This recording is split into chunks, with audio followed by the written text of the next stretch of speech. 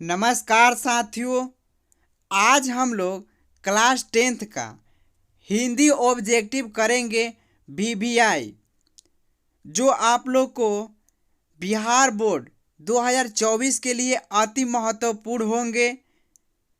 हम आशा करते हैं कि इन्हीं क्वेश्चनों में से 95% क्वेश्चन आप लोग को लड़ सकते हैं।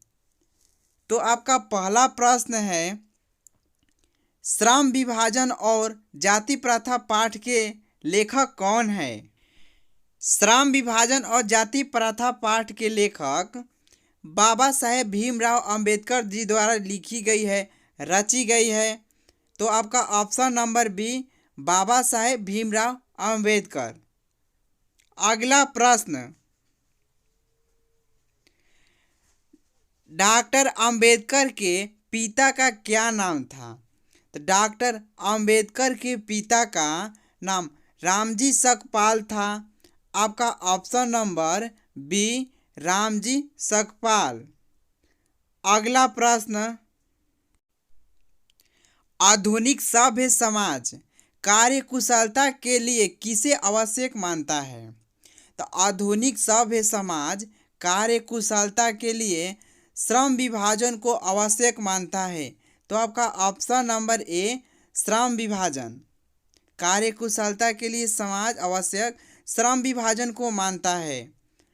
अगला प्रश्न, जाति प्रथा भारत में बेरोजगारी का एक कारण बनी हुई है, कैसे? तो जाति प्रथा भारत में बेरोजगारी का एक कारण बनी हुई है प्रत्यक्ष प्रमुख को लेकर। तो आपका हो जाएगा ऑप्शन नंबर सी, ए और बी दोनों, प्रत्यक्ष और प्रमुख। अगला प्रश्न, मुख्य न्यायिक क्या है? तो मुख्य न्यायिक आपका पत्रिका है। आपका ऑप्शन नंबर बी, पत्रिका। अगला प्रश्न, डॉक्टर भीमराव अंबेडकर की मृत्यु कब और कहाँ हुई थी? तो डॉक्टर भीमराव अंबेडकर की मृत्यु 1956 ईस्वी दिल्ली में हुई थी। आपका ऑप्शन नंबर ए, 1956 ईस्वी दिल्ली में। अगले प्रश्न, डॉक्टर भीमराव अंबेडकर का जन्म कब हुआ? तो डॉक्टर भीमराव अंबेडकर का जन्म 14 अप्रैल 1891 ईस्वी में हुआ था। महू के दलित परिवार एक गांव में हुआ था। तो आपका ऑप्शन नंबर डी, 14 अप्रैल 1891 ईस्वी। अगला प्रश्न, अंबेडकर की दृष्टि में भाईचारे का वास्तविक रूप कैसा होता है? यानी कि लेखक के दृष्टि में भाईचारे का अर्थ किस प्रकार दिखाया गया है? तो लेखक के दृष्टि में भाईचारे का वास्तविक रूप दूध और पानी की मिश्र की तरह दिखाया गया है। आपका ऑप्शन नंबर बी, दूध और पानी की मिश्र की तरह। अगला प्रश्न,